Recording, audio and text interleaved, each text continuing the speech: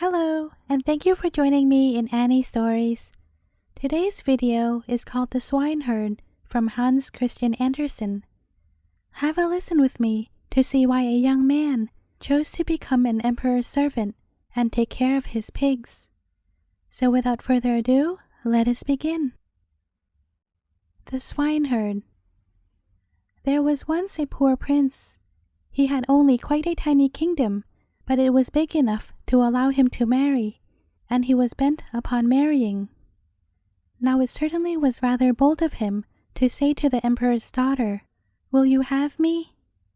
He did, however, venture to say so, for his name was known far and wide, and there were hundreds of princesses who would have said yes, and thank you kindly, but see if she would. Just let us hear about it. A rose grew on the grave of the prince's father. It was such a beautiful rose tree. It only bloomed every 5th year, and then only bore one blossom. But what a rose that was! By merely smelling it, one forgot all one's cares and sorrows. Then he had a nightingale, which sang as if every lovely melody in the world dwelt in his little throat.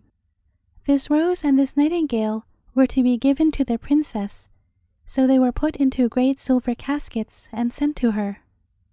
The emperor had them carried before him into the great hall, where the princess was playing at visiting with her ladies-in-waiting. They had nothing else to do. When she saw the caskets with the gifts, she clapped her hands with delight. "If only it were a little pussycat," said she, "but there was such a lovely rose." "Oh, how exquisitely it is made," said all the ladies-in-waiting. "It is more than beautiful," said the emperor. "It is neat." But the princess touched it, and then she was ready to cry. "Fie, Papa," she said. "It is not made. It is a real one." "Fie," said all the ladies-in-waiting. "It is a real one." "Well, let us see what there is in the other casket before we get angry," said the emperor, and out came the nightingale. It sang so beautifully that at first no one could find anything to say against it. "Superbe! Charmant!" said the ladies-in-waiting, for they all had a smattering of French. One spoke it worse than the other. "How that bird reminds me of our lamented empress's musical box," said an old courtier. "Ah, yes, they are the same tunes, and the same beautiful execution." "So they are," said the emperor, and he cried like a little child. "I should hardly think it could be a real one," said the princess. "Yes, it is a real one," said those who had brought it. "Oh, let that bird fly away then," said the princess, and she would not hear of allowing the prince to come. But he was not to be crushed. He stained his face brown and black, and pressing his cap over his eyes, he knocked at the door. "Good morning, Emperor," said he. "Can I be taken into service in the palace?" "Well, there are so many wishing to do that," said the emperor, "but let me see. Yes, I need somebody to look after the pigs, for we have so many of them." So the prince was made imperial swineherd. A horrible little room was given him near the pigsties, and here he had to live. He sat busily at work all day, and by the evening he had made a beautiful little cooking pot. It had bells all round it, and when the pot boiled, they tinkled delightfully and played the old tune. "Alas, dear Augustine, all is lost, lost, lost." But the greatest charm of all about it was that by holding one's finger in the steam, one could immediately smell all the dinners that were being cooked at every stove in the town. Now this was a very different matter from a rose. The princess came walking along with all her ladies-in-waiting, and when she heard the tune, she stopped and looked pleased, for she could play "Alas, dear Augustine" herself. It was her only tune, and she could only play it with one finger. "Why, that is my tune," she said, This must be a cultivated swineherd. Go and ask him what the instrument costs." So one of the ladies in waiting had to go into his room, but she put patents on first. "How much do you want for the pot?" she asked. "I must have 10 kisses from the princess," said the swineherd. "Heaven preserve us," said the lady. "I won't take less," said the swineherd. "Well, what does he say?" asked the princess. "I really cannot tell you," said the lady in waiting. "It is so shocking." "Then you must whisper it." And she whispered it. "He is a wretch," said the princess, and went away at once.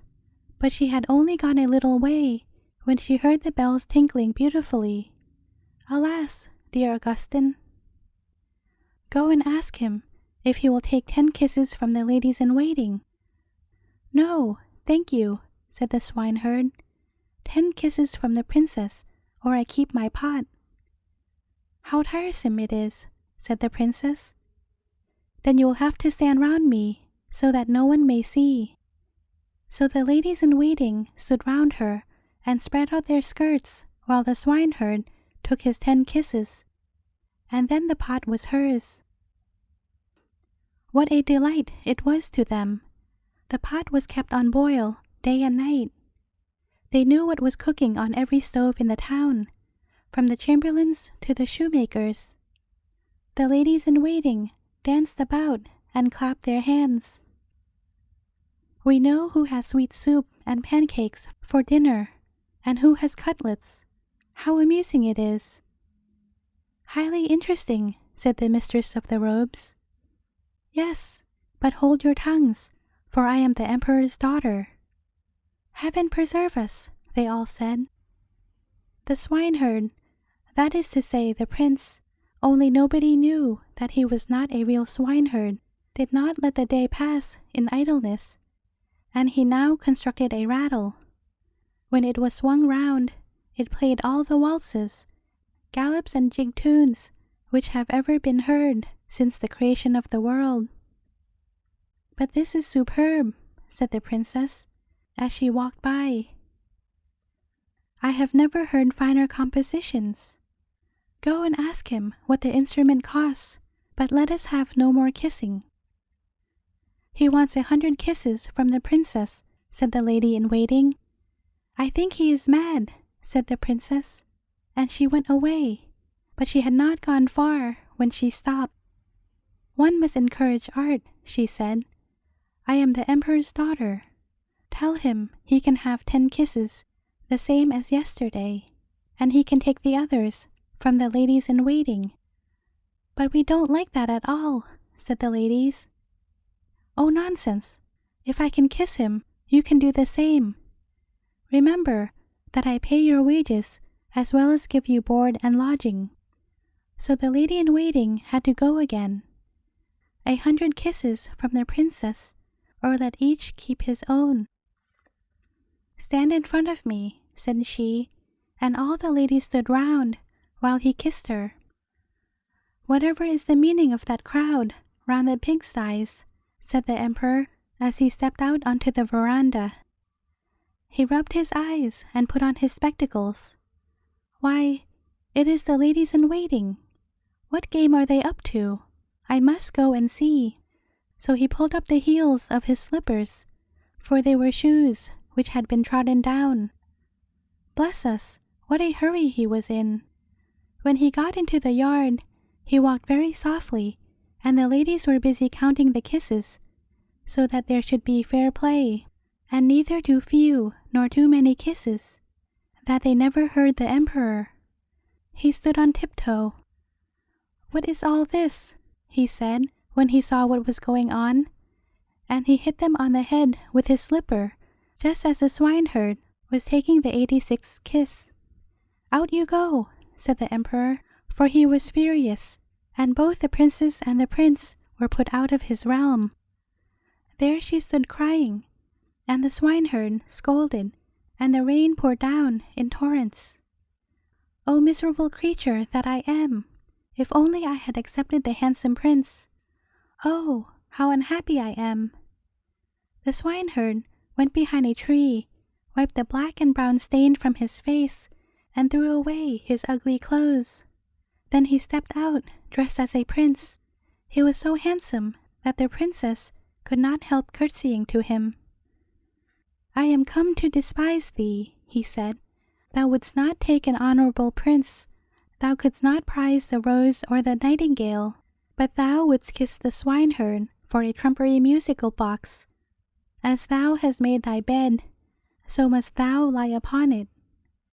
Then he went back into his own little kingdom and shut and locked the door. So she had to stand outside and sing in earnest, "Alas, dear Augustine, all is lost, lost, lost." The end. Thank you for listening, and I hope you enjoyed this tale.